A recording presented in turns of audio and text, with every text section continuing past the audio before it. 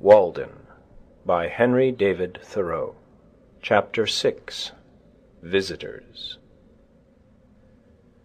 I think that I love society as much as most, and am ready enough to fasten myself like a bloodsucker for the time to any full-blooded man that comes in my way. I am naturally no hermit, but might possibly sit out the sturdiest frequenter of the bar-room, if my business called me thither. I had 3 chairs in my house, 1 for solitude, 2 for friendship, 3 for society. When visitors came in larger and unexpected numbers, there was but the 3rd chair for them all, but they generally economized the room by standing up. It is surprising how many great men and women a small house will contain. I have had 25 or 30 souls, with their bodies at once under my roof, and yet we often parted without being aware that we had come very near to one another. Many of our houses, both public and private, with their almost innumerable apartments, their huge halls, and their cellars for the storage of wines and other munitions of peace, appear to be extravagantly large for their inhabitants. They are so vast and magnificent that the latter seem to be only vermin which infest them. I am surprised when the herald blows his summons before some Tremont or Astor or Middlesex house, to see come creeping out over the piazza, for all inhabitants, a ridiculous mouse, which soon again slinks into some hole in the pavement. One inconvenience I sometimes experienced in so small a house, the difficulty of getting to a sufficient distance from my guest when we began to utter the big thoughts in big words. You want room for your thoughts to get into sailing trim and run a course or 2 before they make their port. The bullet of your thought must have overcome its lateral and ricochet motion and fallen into its last and steady course before it reaches the ear of the hearer, else it may plough out again through the side of his head. Also, our sentences wanted room to unfold and form their columns in the interval. Individuals, like nations, must have suitable broad and natural boundaries, even a considerable neutral ground between them. I have found it a singular luxury to talk across the pond to a companion on the opposite side. In my house we were so near that we could not begin to hear. We could not speak low enough to be heard, as when you throw 2 stones into calm water so near that they break each other's undulations.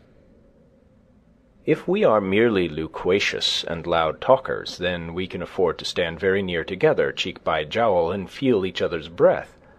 But if we speak reservedly and thoughtfully, we must be farther apart, that all animal heat and moisture may have a chance to evaporate.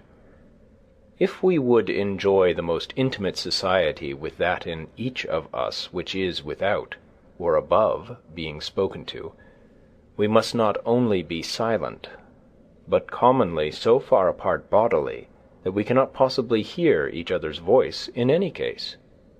Referred to this standard, speech is for the convenience of those who are hard of hearing, but there are many fine things which we cannot say if we have to shout.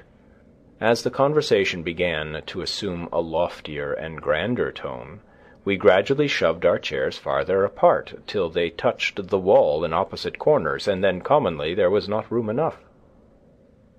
My best room, however, my withdrawing room, always ready for company, on whose carpet the sun rarely fell, was the pine wood behind my house.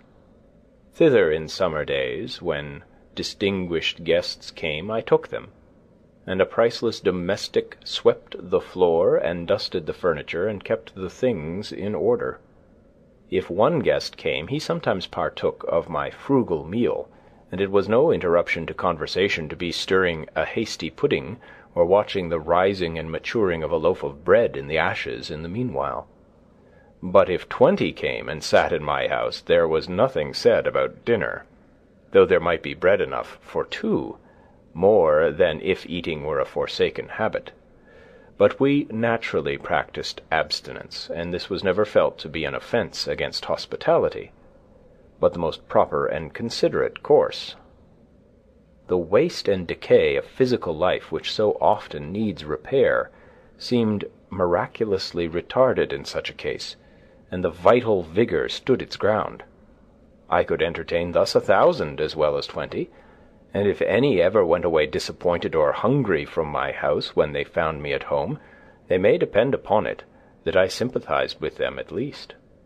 So easy is it, though many housekeepers doubt it, to establish new and better customs in the place of the old. You need not rest your reputation on the dinners you give. For my own part, I was never so effectually deterred from frequenting a man's house by any kind of Cerberus whatever, as by the parade one made about dining me, which I took to be a very polite and roundabout hint never to trouble him so again.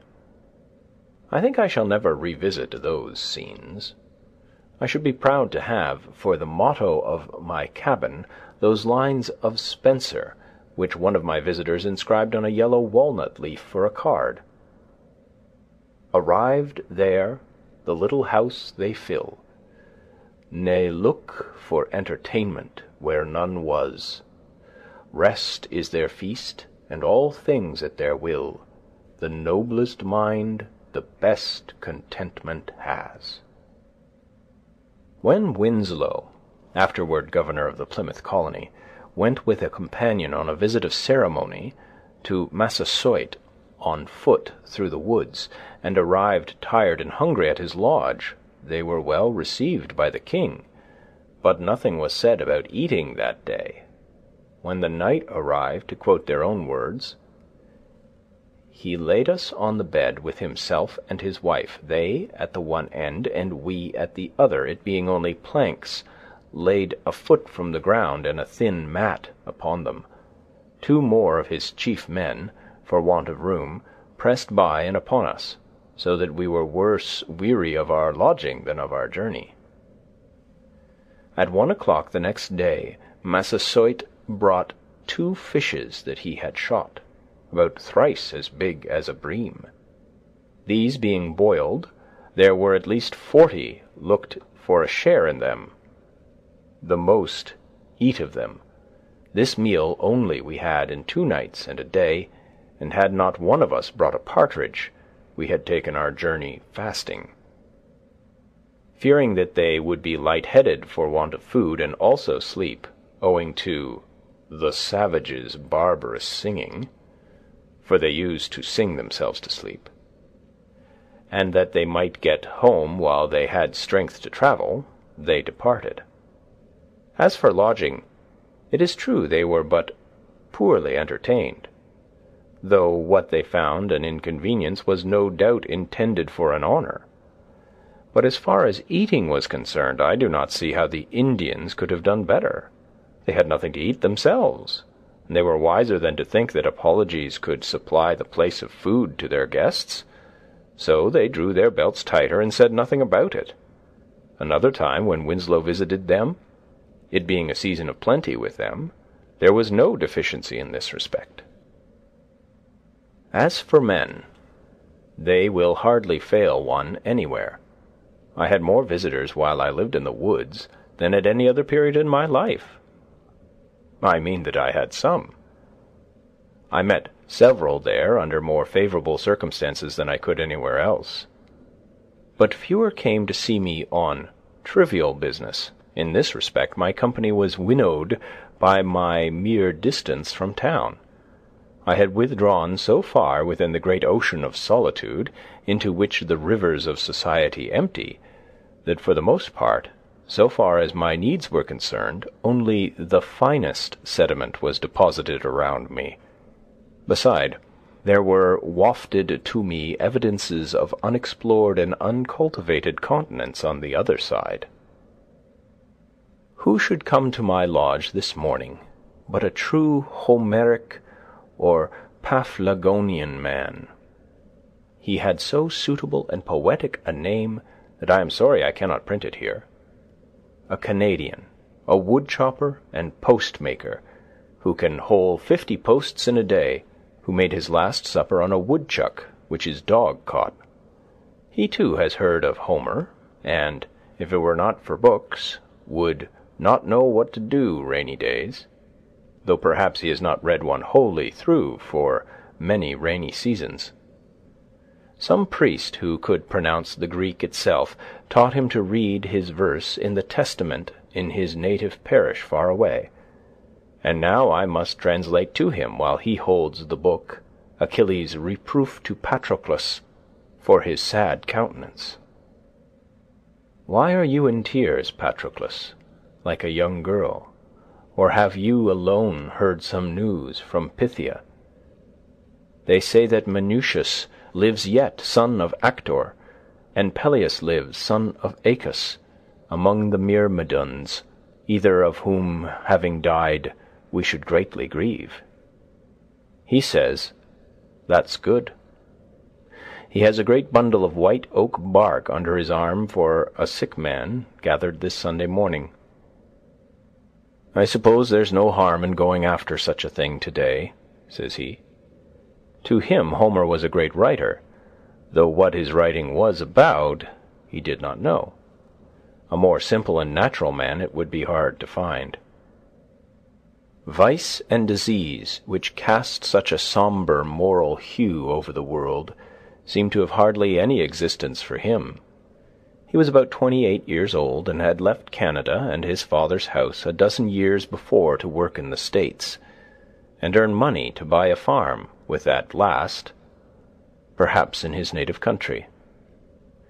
He was cast in the coarsest mould, a stout but sluggish body, yet gracefully carried, with a thick sunburnt neck, dark bushy hair, and dull, sleepy blue eyes, which were occasionally lit up with expression.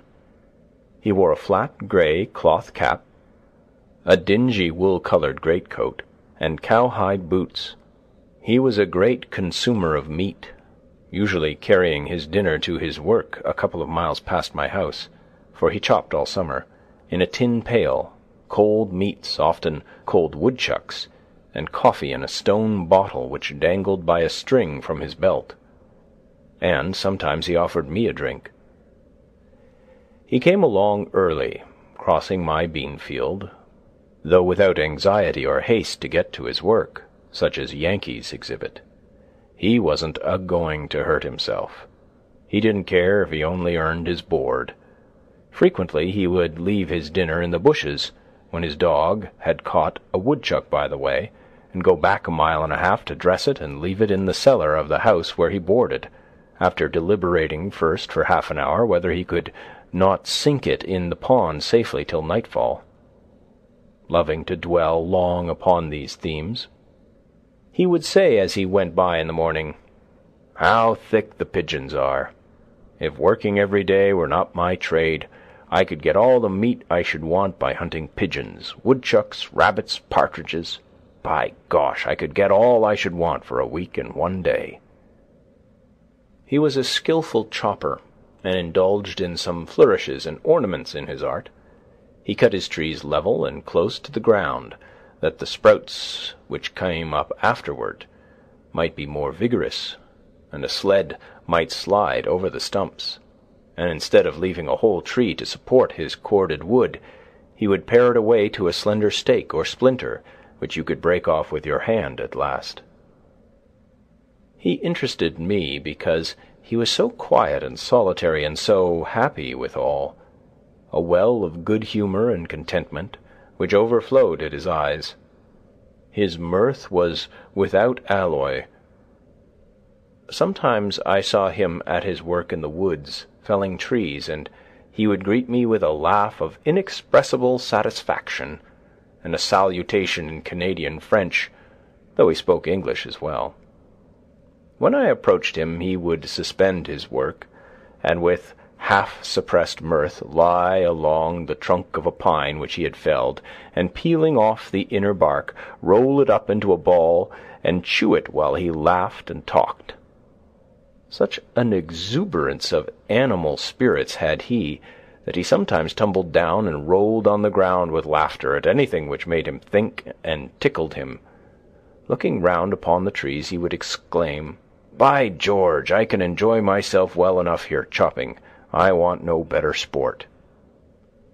Sometimes, when at leisure, he amused himself all day in the woods with a pocket pistol, firing salutes to himself at regular intervals as he walked. In the winter he had a fire by which at noon he warmed his coffee in a kettle, and as he sat on a log to eat his dinner, the chickadees would sometimes come round and alight on his arm and peck at the potato in his fingers, and he said that he liked to have the little fellers about him. In him the animal man chiefly was developed. In physical endurance and contentment he was cousin to the pine and the rock. I asked him once if he was not sometimes tired at night, after working all day, and he answered with a sincere and serious look, "Gor a pit, I never was tired in my life." But the intellectual and what is called spiritual man in him were slumbering, as in an infant. He had been instructed only in that innocent and ineffectual way in which the Catholic priests teach the aborigines, by which the pupil is never educated to the degree of consciousness, but only to the degree of trust and reverence, and a child is not made a man, but kept a child. When nature made him, she gave him a strong body, and contentment for his portion, and propped him on every side with reverence and reliance, that he might live out his 80 years and 10, a child. He was so genuine and unsophisticated that no introduction would serve to introduce him, more than if you introduced a woodchuck to your neighbor. He had got to find him out as you did. He would not play any part. Men paid him wages for work, and so helped to feed and clothe him, but he never exchanged opinions with them. He was so simply and naturally humble, if he can be called humble who never aspires, that humility was no distinct quality in him, nor could he conceive of it. Wiser men were demigods to him. If you told him that such a one was coming, he did as if he thought that anything so grand would expect nothing of himself, but take all the responsibility on itself, and let him be forgotten still. He never heard the sound of praise. He particularly reverenced the writer and the preacher. Their performances were miracles. When I told him that I wrote considerably, he thought for a long time that it was merely the handwriting which I meant, for he could write a remarkably good hand himself.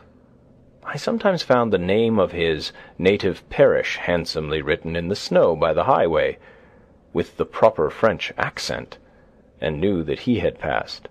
I asked him if he ever wished to write his thoughts. He said that he had read and written letters for those who could not, but he never tried to write thoughts. No, he could not. He could not tell what to put first. It would kill him, and then there was spelling to be attended to at the same time. I heard that a distinguished wise man and reformer asked him if he did not want the world to be changed, but he answered with a chuckle of surprise in his Canadian accent, not knowing that the question had ever been entertained before. No, I like it well enough."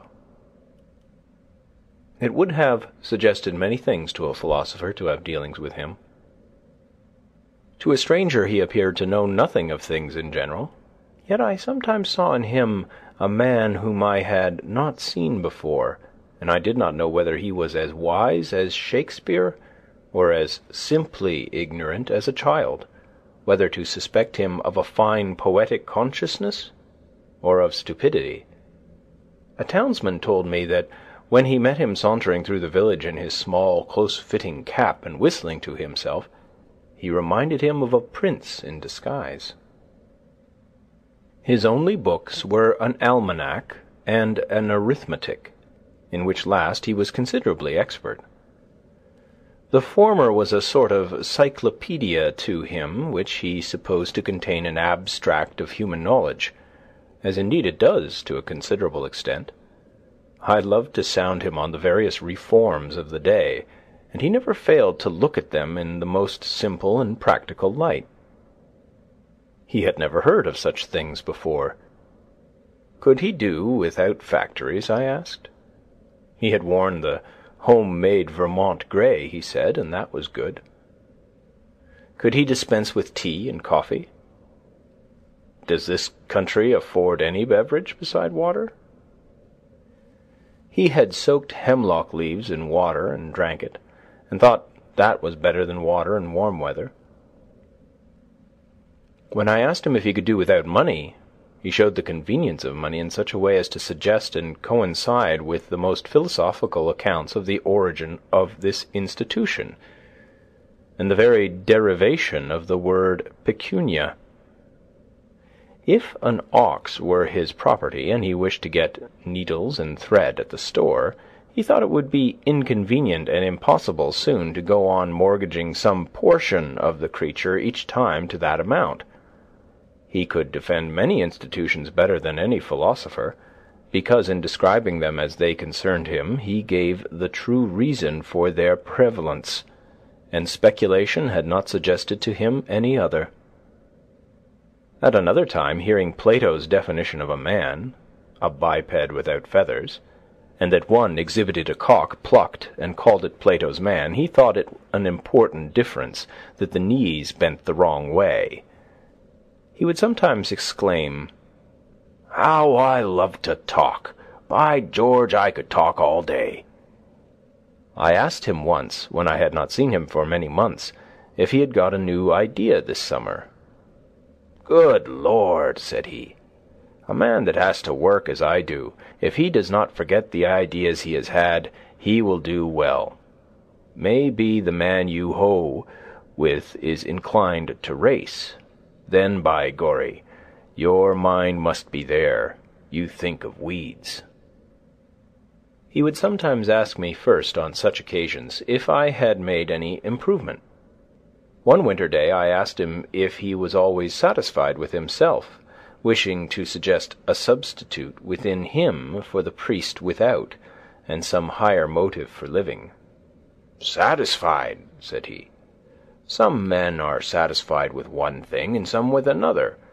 One man, perhaps, if he has got enough, will be satisfied to sit all day with his back to the fire and his belly to the table.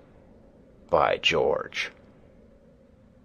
Yet I never, by any manoeuvring, could get him to take the spiritual view of things. The highest that he appeared to conceive of was a simple expediency, such as you might expect an animal to appreciate.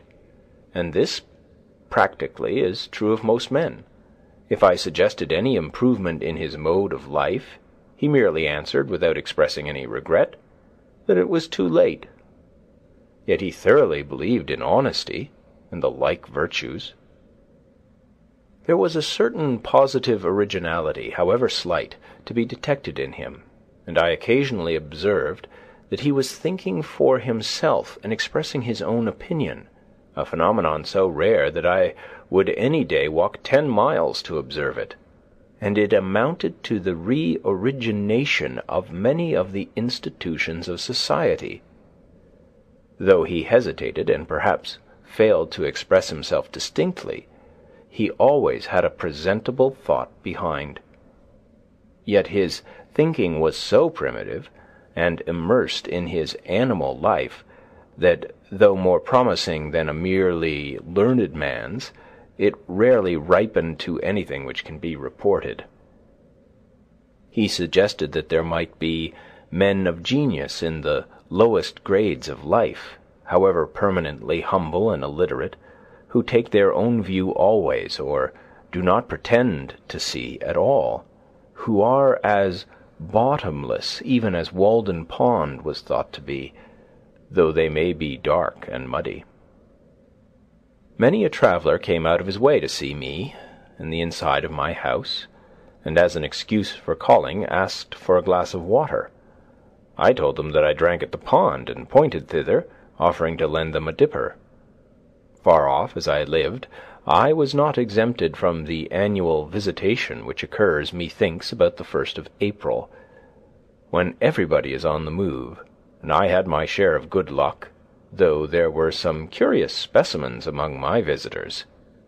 Half-witted men from the almshouse and elsewhere came to see me, but I endeavoured to make them exercise all the wit they had, and make their confessions to me, in such case making wit the theme of our conversation, and so was compensated. Indeed, I found some of them to be wiser than the so-called overseers of the poor and select men of the town, and thought it was time that the tables were turned. With respect to wit, I learned that there was not much difference between the half and the whole. One day in particular, an inoffensive, simple-minded pauper, whom with others I had often seen used as fencing stuff, standing or sitting on a bushel in the fields to keep cattle and himself from straying, visited me and expressed a wish to live as I did. He told me, with the utmost simplicity and truth, quite superior, or rather inferior, to anything that is called humility, that he was deficient in intellect. These were his words. The Lord had made him so, yet he supposed the Lord cared as much for him as for another. "I have always been so," said he, "from my childhood.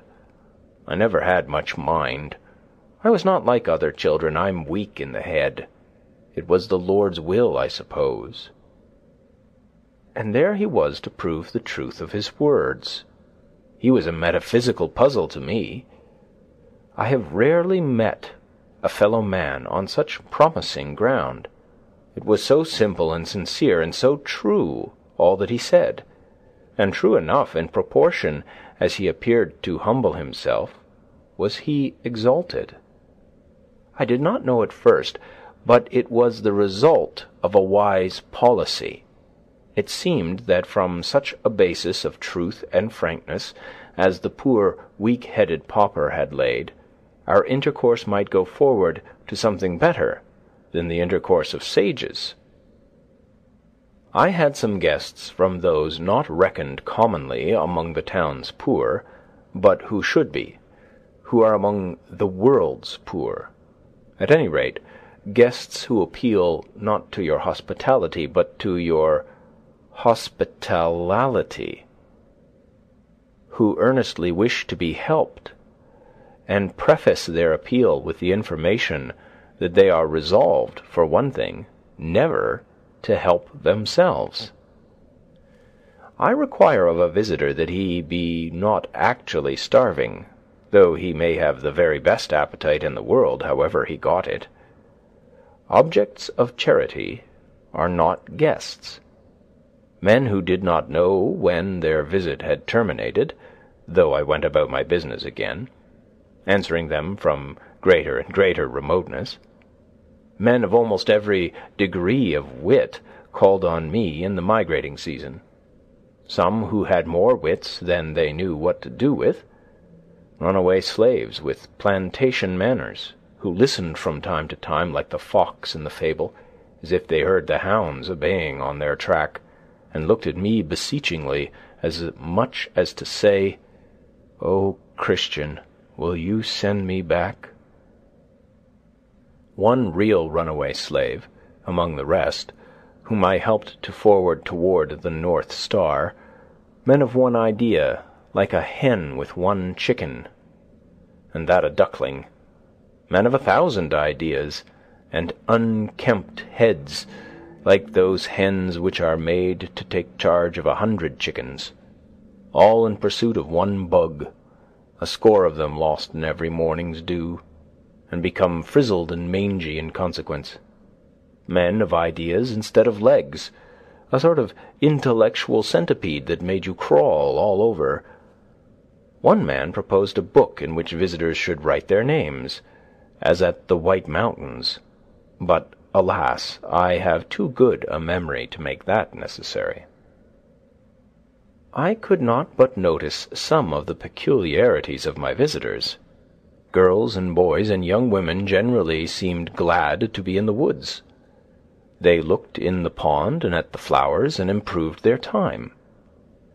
Men of business, even farmers, thought only of solitude and employment, and of great distance at which I dwelt from something or other, and though they said that they loved a ramble in the woods occasionally, it was obvious that they did not. Restless, committed men whose time was taken up in getting a living or keeping it. Ministers who spoke of God as if they enjoyed a monopoly of the subject, who could not bear all kinds of opinions. Doctors, lawyers, uneasy housekeepers who pried into my cupboard and bed when I was out. How came Mrs. to know that my sheets were not as clean as hers? Young men who had ceased to be young, and had concluded that it was safest to follow the beaten track of the professions. All these generally said that it was not possible to do so much good in my position. Aye, there was the rub. The old and infirm and the timid, of whatever age or sex, thought most of sickness, and sudden accident and death. To them life seemed full of danger. What danger is there if you don't think of any? And they thought that a prudent man would carefully select the safest position, where Dr. B might be on hand at a moment's warning. To them, the village was literally a community, a league for mutual defence, and you would suppose that they would not go a huckleberrying without a medicine chest. The amount of it is, if a man is alive, there is always danger that he may die, though the danger must be allowed to be less in proportion as he is dead and alive to begin with. A man sits as many risks as he runs. Finally, there were the self-styled reformers, the greatest bores of all, who thought that I was forever singing, "This is the house that I built. This is the man that lives in the house that I built." But they did not know that the third line was, "These are the folks that worry the man that lives in the house that I built." I did not fear the hen harriers, for I kept no chickens, but I feared the men harriers rather. I had more cheering visitors than the last. Children come a-berrying, railroad men taking a Sunday morning walk in clean shirts, fishermen and hunters, poets and philosophers, in short, all honest pilgrims who came out to the woods for freedom's sake, and really left the village behind, I was ready to greet with, "Welcome, Englishmen, welcome, Englishmen," for I had had communication with that race. End of chapter 6.